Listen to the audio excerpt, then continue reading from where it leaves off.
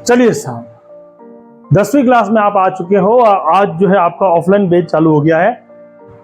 देखो, पहली बार जिंदगी में अपन बात करें ना, तो जिंदगी में पहली बार आपके हाथ में कोई डॉक्यूमेंट होगा 10वीं में। इससे पहले आधार कार्ड भले बन गया हो, है ना। पहली बार आपके हाथ में एक ऐसा कागज आएगा गवर्नमेंट की तरफ से कि आप 10वीं पास हो, और वो हर जगह वैलिड रहेगा। अब 10वीं में आपके पास में सब्जेक्ट कितने रहेंगे? नया मार्कर खोल रहा हूँ, देख लो यार। तुम कल यूं नहीं कह सकते हो सर ने पुराने मार्कर से पढ़ाया हमको। नई क्लास नया मार्कर, है ना। देखो, अगर हम क्लास की बात करें तो 10th क्लास के अंदर अपने पास में जो RBSC उसके पास में 6 सब्जेक्ट रहते हैं। सबसे बड़ी बात ये, कुछ चेंज हुए हैं, कुछ बदलाव हुए हैं इस बार, है ना। आप लोगों को ध्यान होगा कुछ बदलाव इस बार हुए हैं, क्योंकि ये होते हैं अपने पास में 600 नंबर का टोटल पेपर। ठीक है, अब पूरी रणनीति को एक साथ समझ लेना, पूरा क्लियर कट अपना खाका खींच लेना, है ना। राजस्थान बोर्ड का जो हाल है उसको समझना कि आप किस तरह से हम किसी चीज को क्रैक कर सकते हैं। बिना किसी मैप के अगर हम निकलते हैं तो खड्डे में गिरना निश्चित है। लेकिन हमारे पास तो मैप हो है। हम गए थे गूगल मैप से, और उसमें हमने सेलेक्ट करना था टेम्पो ट्रेवल, बड़ी वाली, थोड़ी बड़ी बस से थोड़ी छोटी बस जो होती है, और ड्राइवर ने सेलेक्ट किया मोटरसाइकिल। तो मोटरसाइकिल में तो वही रास्ते बताएगा ना, सकड़े सकड़े हो गए, पतली गले, तो उसने वो बता दिए। गाड़ी अंदर चलेगी तो भी बड़ी मुश्किल से निकले हम, बच गए। तो बात क्या है कि आपका सिलेक्शन, यानी कि आप उसको चुन किसके रहे हो। हमको लेना क्या था, उसमें बस को सिलेक्ट करना था, ताकि वो रास्ता बताए कि भाई पतली गली जरूर है, बाइक तो जा सकती है, लेकिन आपको घूम के इधर से आना पड़ेगा क्योंकि आपके पास में बड़ी गाड़ी। बात समझ में आई? यही चीजें होती हैं जब आप एक रोड मैप तैयार करते हो या अपने क्लास के पढ़ने के आप तरीके को तैयार करते हो। जब आपके पास पूरी प्लानिंग होती है तो आप बहुत आसानी से पास हो जाते हो। कोई बड़ी बात नहीं है पास होना, है ना। और पास होने की बात छोड़ो, तुमको ये जो 6 का आंकड़ा है ना, उसी से आपको 60% मिल जाता है। 60% बनना बहुत आसान है। चर्चा कर लेते हैं इस पर कैसे बनना है। देखो, हर एक सब्जेक्ट की अगर मैं बात करूं तो 100 नंबर का एक सब्जेक्ट आएगा। मैक्सिमम मार्क्स कितना आएगा? 100 नंबर। अगर मैक्सिमम मार्क्स की बात करता हूं तो अपने पास में कितना होता है? 100 नंबर का भैया। अब कहोगे साहब 100 नंबर एक ही साथ में आएंगे क्या? ना, 100 नंबर के भी 2 टुकड़े हैं। कितने टुकड़े हैं? 2 टुकड़े। एक तो आता है 20 नंबर का और एक आता है 80 नंबर का। 20 नंबर वाला कौन सा है और 80 नंबर वाला कौन सा है? आपका जो एनुअल एग्जाम होता है, वार्षिक परीक्षा जिसे आप कहते हैं,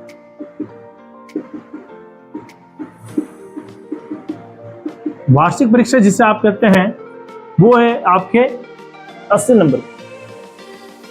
अगर आप 80 में से 80 ले आते हैं तो 80% वैसे बन जाते हैं। और इतना सामर्थ्य हो या ना हो, उसके लिए हमारे पास में एक 20 नंबर का स्कूल का सपोर्ट रहता है। स्कूल की तरफ से नंबर जाते हैं, पता आपको। आपके यहाँ से सेशनल नंबर भेजते हैं, जिसमें आपको कभी कहेंगे कि प्रैक्टिकल फाइल कंप्लीट नहीं हुई, कभी कहेंगे कि आपने प्रोजेक्ट वर्क कंप्लीट नहीं किया। आज तो शुरुआत है, आज पहली क्लास है, इसलिए आपको कोई दिक्कत नहीं है। ये शब्द आप सुनने वाले हो, सुनाए होंगे। वो हो सकता है पुराने जो दोस्त हो उनसे तुमने ये शब्द सुने हो, है ना। लेकिन आपको पूछेंगे आपके हाफिली में कितने नंबर आए, वो भी आपके यहाँ पर जुड़ेंगे। अब इसको कैसे टुकड़े करेंगे? तो इसके 2 टुकड़े हैं, 10 नंबर और 10 नंबर। 2 10 नंबर के टुकड़े हैं। ये जो 10 नंबर है ना, ये वापस 3 भागों में डिवाइड है, या यूं कह दूं 4 में डिवाइड है। और ये वाला 10 नंबर 2 में डिवाइड है। देखो, 10-10 नंबर लाने के लिए भी कितने पापड़ बेलने पड़ेंगे, और बाकी देखोगे तो बहुत आसान है ना। समझना ध्यान से।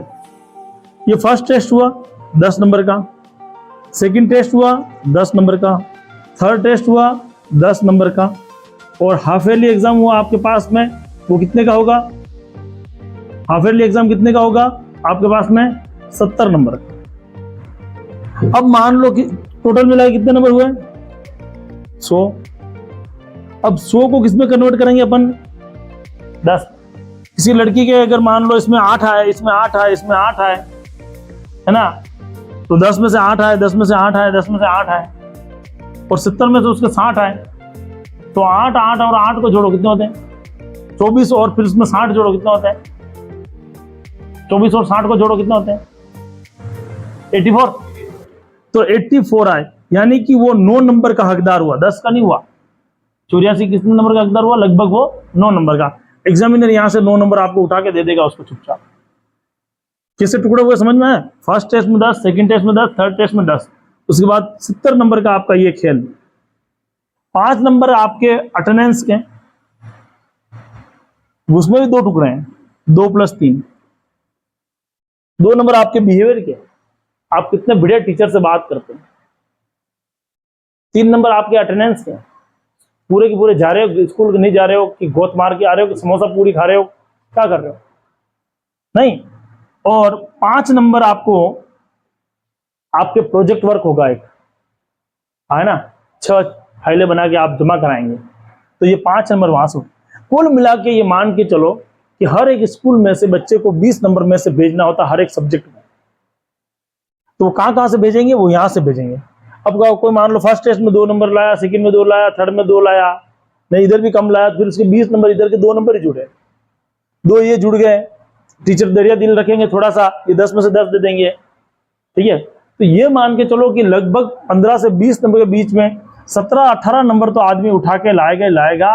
अच्छा प्रदर्शन देता साल भर में, ऐसी कोई बुरे वाली बात नहीं। पास होने के लिए कितने चाहिए? 36। कितने चाहिए? 36। 18 नंबर आदमी अगर ले आता है और 18 नंबर और लिया तो कितने हो जाते हैं? 36 पक्का। तो यहां से कितने लाने? खाली 18। तो फेल होने का तो कहीं दूर दूर तक सवाल ही नहीं है। फिर भी लड़के क्या होते हैं? फेल। 18 नंबर तो ये देख लो यहां से मिल रहे हैं अपने आप। कितना भी बच्चा कैसा भी होगा तो भी टीचर्स देखो 5 नंबर आपके अटेंडेंस के मिल ही जाते हैं, 2 नंबर आपके बिहेवियर के मिल ही जाते हैं, 3 नंबर के आपके, अब 5 प्रोजेक्ट के थे, 3 नंबर आपके अटेंडेंस के मिल जाएंगे, 10 नंबर तो वैसे मिल गया टीचर्स के हाथ में। और बाकी क्या आपको पता ही है कि आप इतनी मेहनत तो करोगे, इतना बिल्कुल वैसे तो हो नहीं, तुम थोड़ी तो मेहनत करोगे, तो 17-18 यानी 18 नंबर तो मान के चलो मिल जाएंगे। अब आते हैं अपन यहाँ पर 80 नंबर का आपका टोटल सब्जेक्ट। 80 नंबर में भी ये डिवाइड करते हैं। कुछ क्वेश्चन ऐसे आते हैं जो हर एक बच्चे को आता है, बहुत इजी वाले, है ना। अब सदे वाले 4 जो ऑप्शन होते हैं ना, ऑप्शनल जो आते हैं ABCD वाले, उसमें आपके मिलते ही मिलते हैं। 10 क्वेश्चन वो होते हैं। 10 क्वेश्चन आपके पास में 1 लाइन वाले होते हैं, एक ही शब्द में उत्तर देना। निम्न में से कौन सा एक कोशिकीय सजीव है, तो 4 प्रश्न में होगा। पैरामीशियम, अमीबा है, उपरोक्त दोनों है, तो आप दोनों पे टिक लगा दोगे। न कौन सा है तो एक शब्द वाला हो गया। यानी कि कुल मिलाकर के इसमें भी आप अच्छे नंबर ला सकते हो। अगर आपने थोड़ी मेहनत करी तो इसका 50% तो ला सकते हो, 40 नंबर तो ला सकते हो। 40 ये और 20 ये कितने हुए? 60। तो 60% तो भी आराम से बन जाएंगे। तो जो लोग ये दिमाग में रख के आए हैं कि साहब मास्टर साहब के पास इसलिए जाना है कि हम फेल हो जाएंगे, तो पहली बात तो क्लियर कर लो कि फेल तो 110% नहीं होंगे। पास होना हमारा निश्चय। परीक्षा देंगे तो, जैसे 2-3 थे जिन्होंने परीक्षा नहीं दी, उसका कुछ नहीं हो सकता। परीक्षा तो देना अनिवार्य है। बात क्लियर है? मतलब इतना तो आत्मविश्वास आपको रखना ही पड़ेगा कि मैं परीक्षा देने बैठूंगा और ये सारे क्वेश्चन मैं करके आऊंगा, इसमें से 40 तो। अब रही बात अच्छे परसेंटेज बनाने की। अच्छे परसेंटेज इसे कहते हैं भैया कि 80 में से हम 80 लाए और ये 20 में से 20 अपने को मिले। कहीं पर छोटी मोटी गलती हो भी गई तो 99 से अपना आंकड़ा नीचे ना जाए। 99 मोह माया का अंक है। कम से कम हमें कितने मिल जाएं? 99 नंबर तो मिले। और हम क्या कर लें? हम क्लास को टॉप करें, स्कूल को टॉप करें, हम मेरिट में आए, है ना। ये हमारी फीलिंग्स होनी चाहिए, क्योंकि हम साल भर पढ़ेंगे, वर्ष पर्यंत अपन पढ़ने वाले हैं। अब बात आती है अपने पास में मैथमेटिक्स। 2024 की जो अपन ने मैथमेटिक्स की बुक उठाई है आपकी, तो मुझे कुछ चीजें देखने को मिली है उसमें। अपने पास में टोटल मिलाकर के 14 यूनिट है। चैप्टर टोटल कितने हैं मेरे पास में? 14 है ना। ये 2024 का एडिशन है आपका, गवर्नमेंट की बुक है। इसमें कोई भी चीज मुझे नहीं लगता कि इसमें कोई कटौती होगी आपकी, क्योंकि 2024 इन्होंने स्पष्ट लिख दिया है यहाँ पर, संकरण 2024। तो कुल मिला के ये कह सकता हूं मैं कि 2024 में आपके पास में जो टॉपिक रहेगा, पहला है वास्तविक संख्या, रियल नंबर, बहुपद है, दो चर वाले रेखीय समीकरण हैं, द्विघात समीकरण है। जो 9वीं पढ़ के आया है उसके लिए दिक्कत नहीं है। समांतर श्रेणी है एपी, एपी वाला चैप्टर, ये बढ़िया चैप्टर है आपका, है ना। त्रिभुज है ट्रायंगल वाला, निर्देशांक ज्यामिति है, त्रिकोणमिति का परिचय है। कौन त्रिकोणमिति? कौन? वही साइन, कॉस, टेन, कॉट, सेक, कोसेक, और त्रिकोणमिति के अनुप्रयोग ये भी है। वृत्त है आपका सर्किल, वृत्त से संबंधित क्षेत्रफल, वृत्तों से संबंधित क्षेत्रफल जो है उसमें एरिया है, जो आपको सर्किल है उसका एरिया निकालना है। पृष्ठीय क्षेत्रफल और आयतन, टोटल सरफेस एरिया और उसका वॉल्यूम, ये वाला चैप्टर है। सांख्यिकी है आपके पास में, और उसके बाद में एक आपकी आती है प्रायिकता, प्रोबेबिलिटी। टोटल मिलाकर के 14 चैप्टर हैं और इन 14 ही पार्ट को आपको पढ़ना है। ठीक है, कौन से इजी हैं? सारे इजी हैं, बहुत आसान है। हम अगर पढ़ने बैठेंगे तो एक एक चैप्टर को पढ़ेंगे। क्या नियम रखना है आज से? पहली बात, अगर मैं कहूं आपकी कि आपके टेबल पे मैंने यहां पर आते पहले एक कंकर रख दिया, मेरा काम है मैं एक कंकर रोज रखूंगा और आपका काम है उस कंकर को उठा के ले जाना है। मैं अपने काम में आलसी नहीं हूं, मैं रोज रखूंगा एक कंकर, है ना। और मैं नहीं रखूंगा तो ये टाइम रख देगा अपने आप ही, ये ध्यान रखना। और आपके पास में अब टोटल मिलाकर के 222 दिन ही है, ध्यान रखना, 365 दिन नहीं है। किसी को गलतफहमी हो तो मेरे 365 दिन पड़े हुए हैं तो निकाल देना। आज क्या चल रही है? जुलाई। पढ़ाई चलती है झंडे से झंडा। पढ़ाई कब चलती है? झंडे से झंडा, मतलब बोले तो 26 जनवरी से 15 अगस्त। 26 जनवरी से बढ़िया पढ़ाई चालू हो जाती है ना। 15 अगस्त से बढ़िया पढ़ाई चालू हो जाती है, 26 जनवरी पे एंड कर देंगे अपन। 26 जनवरी पे आते आते आप फरवरी में आसपास में प्रैक्टिकल एग्जाम उनके चालू हो जाएंगे, 12वीं वालों के, और उधर लग जाएंगे। तो झंडे से झंडा पढ़ाई होती है अगस्त से जुलाई तक, जनवरी तक। तो रोज एक पत्थर होगा, रोज उसको बाहर फेंकना। जो लड़के रोज उसको नहीं उठा के फेंकेंगे, बाद में वहां पर एक ढेर इकट्ठी हो जाएगी, ध्यान रखना नहीं हूं। और शर्त वही है, फेंकना। फिर आप क्या करोगे? तगारी भर के फेंकोगे, उसमें कुछ कंकर गिरेंगे भी सही, अपने को लोड भी आएगा, भार भी लगेगा। तो सीधी सी कहानी है कि जो चैप्टर अपन यहाँ पर पढ़े उसकी प्री प्लान करके उसको खत्म कर दो, उससे लोड लेना ही नहीं। मेरी बात समझ में आई? एक ही दिन में जो पढ़ा, क्योंकि शुरुआत में पढ़ेंगे कितना सा, आधा चैप्टर पढ़ेंगे, थोड़ा सा 1-2 लाइन, 10, 15, 20 लाइन उसको समझेंगे, वापस 2 अपन न्यूमेरिकल करेंगे, 3 सवाल करेंगे, उनको याद करके वहीं पे खत्म, फिनिश। बात नंबर 2, नोट्स बनाने की जो टेक्निक रहेगी उसमें कोई भी लड़का अपनी जो बुक है, नोटबुक रहेगी, ऊपर वाला जो हाशिया छूटा हुआ है, हम वहां पर सारे इंपॉर्टेंट क्वेश्चन डाल दें ताकि अपने को महत्वपूर्ण प्रश्न मिल जाए। ठीक है, जरूरत पड़ेगी तो अपन डालेंगे नोट, उसके रेफरेंस में अपन कोई चीज पढ़ेंगे तो अपन क्या डालेंगे? नोट। हो सकता है किताब में कोई छोटी सी बात समझा रखी है तो अपने को पूरा लिखना, तो नोट डालेंगे। दूसरी बात, किताब या कॉपी खोलने का तरीका एक ही होगा। जो भी अपन यहाँ पर पढ़ेंगे उसको खोलने का तरीका एक ही है। जैसे मैं तुम्हें कहूँ, मान लो अपन ने पढ़ते पढ़ते 2 महीने बाद अपन यहाँ तक पहुंच गए, इतनी आपने कॉपी भर ली है, बुक नहीं है, ये नोटबुक है मान लो, तो नोटबुक आपने इतनी भर दी, अब ये बात कंप्लीट है, इतना यहाँ से चालू करना। तो कुछ लोग होंगे जो यहीं से पढ़ना चालू करेंगे रोज, नहीं, ये तरीका गलत है। पढ़ाई कहाँ से चालू होगी? रोज की रोज, डेली।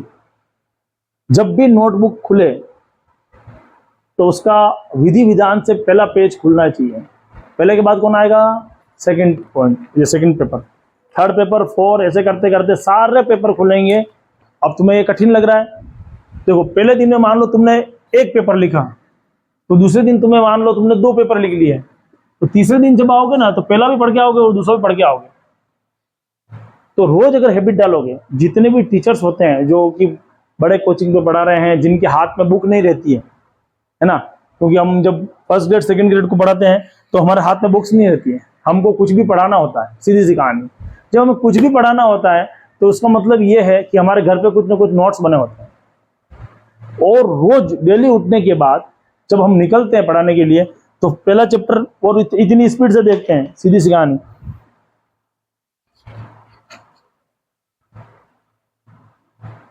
ये उंगली घूमती है और नजर घूमती है, और ये टॉपिक है कंप्लीट। बड़ी महारती के साथ में वो चैप्टर को कंप्लीट करा के आ जाएंगे। पता है ऐसा क्यों होता है? क्योंकि रोज वो किताब खुलती है और डेली वहीं से गुजरती है, और भले हम मुझे खोलना 10वां चैप्टर होगा पर जाएंगे हम वहीं से। और कितना लगेगा? टोटल मिला के 20 मिनट लगते हैं। कितने मिनट लगते हैं? 20 मिनट। पूरे नोट्स को एक बार देखने में 20 मिनट से आगे टाइम हमको नहीं लगता। पता है ऐसा क्यों हुआ? क्योंकि जो 18 साल गुजरे हैं, इन 18 साल में हमने उन कॉपियों को ऐसे ही देखा है, उन बुक्स को ऐसे ही देखा है और रोज देखा है। अब तुम क्या करते हो? जहां से पढ़ना है बस दिक्कत वहां आ जाती है। शॉर्टकट किसी भी चीज का दुख देता है, तो शॉर्टकट हटा देना है। पढ़ना रोज का रोज है। तीसरा पॉइंट जो अपने यहाँ पर रहेगा क्लास का हमेशा अपन पढ़ने के लिए, मान लो अपन साइंस पढ़ेंगे और उसके साथ में पढ़ेंगे मैथमेटिक्स, दो चीज अपने को पढ़नी है। यहाँ पर आपकी क्लास रही 3 बजे से, है ना? कितने बजे क्लास रही? 3 बजे। 3 बजे मान लो आपकी क्लास रही, 3 से 4 आपकी क्लास हो गई। उसके बाद में मैं क्या करूंगा कि 4 से 4:30 के बीच में मैं आपका एक टेस्ट भी ले लूंगा,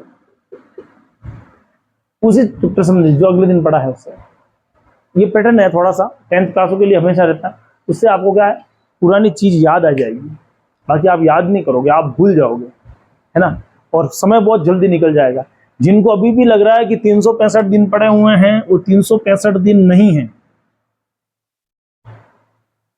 सीधा गिनना चाहो, जुलाई गई, क्या चल रहा है? आज तारीख क्या हुई? 8 हुई है। कोई कहना चाहे वैसा हमारे 20 दिन जुलाई के पड़े हैं। अगस्त, फिर सितंबर, फिर अक्टूबर, ये लो 30 ले रहा हूं सबके वहां, नवंबर, दिसंबर, जनवरी, फरवरी की भी 30 ले रहा हूं। 1 2 3 4 5 6 7 8, ठीक है? 8 का गुणा आप 3 से कर लो, 240। कितने दिन बचे हैं? 240 दिन। उसके बाद तो एग्जाम चालू हो जाएंगे भाई। अच्छा बताओ, फरवरी के बाद मार्च में तो एग्जाम चालू हो ना, उसको तो क्यों गिनते हो? 240। इसी 240 दिन में बुआ सा के यहाँ पर जिमन होगा, जिमन जाना पड़ेगा। पड़ोसी के भी घर में गाने बजेंगे, वो जाना पड़ेगा। कोई जन्म जाएगा, किसी की मौत होगी, वहां बैठने जाना पड़ेगा। कभी होली आएगी, कभी दीपावली आएगी, कभी छुट्टी मिलेगी, कभी तुम्हारी तबीयत सही नहीं होगी, कभी मेरी तबीयत सही नहीं होगी, कभी मुझे कहीं जाना पड़ेगा, कभी तुम्हें कहीं जाना पड़ेगा। कुल मिला के 200 दिन पड़े। कितने पड़े? 200। जिन लोगों को 365 दिन दिख रहे हैं उनके लिए कितने दिन पड़े हैं? 200। चैप्टर अगर तुम ढूंढोगे तो तुम्हारे पास में 400 चैप्टर है। दिन कितने हैं? 200। एक दिन का 2 चैप्टर आ रहा है। एक दिन में कितने चैप्टर आ रहे हैं? 2। अब जिनके दिमाग में अभी तक ये ख्याल बना रखा है ना कि भाई यार मैं तो अभी 10वीं आया ही हूं, अब पढ़ाई चालू करूंगा। आप 10वीं आए नहीं हो, आपकी आधी 10वीं निकल चुकी है। अब तो आपको क्या करना है? मेहनत करनी है ना? तो बात क्लियर है। पहला चैप्टर अपन उठाएंगे, वो उठाएंगे अपन सरफेस एरिया।